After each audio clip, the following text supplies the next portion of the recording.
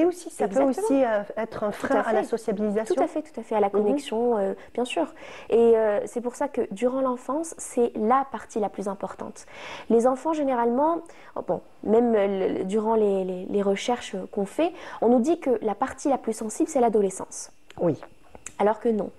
C'est vrai, c'est ce qu'on nous dit. On nous dit qu'il faut accéder à l'adolescence où tout est chamboulé, où ils cherchent. On pense que c'est à ce moment-là qu'ils cherchent, on va dire, un petit peu leur personnalité. Mais en fait, ça commence beaucoup plus jeune que ça. Exactement. Au niveau de l'adolescence, ce n'est pas l'émotion. À l'adolescence, c'est les hormones. C'est à ce moment-là que les hormones commencent à travailler, donc c'est pour ça qu'il y a ces chamboulements.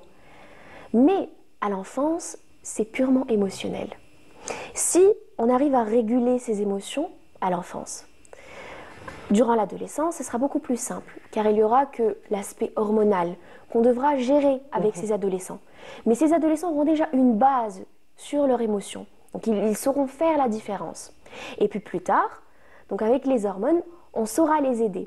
Mais si cet enfant a été négligé durant l'enfance, et qu'il grandit, il arrive à la phase d'adolescence, il aura et l'émotionnel et l'aspect hormonal. Et donc, ce sera beaucoup plus difficile. Ce sera plus compliqué, en fait. Là, ça sera vraiment plus compliqué à gérer pour lui et pour les parents aussi. Tout à fait, bien sûr. Même également pour cet adolescent qui sera perdu. À ce moment-là, certains retrouvent l'aide dont ils ont besoin. Ils arrivent à sortir de cette crise, on va dire.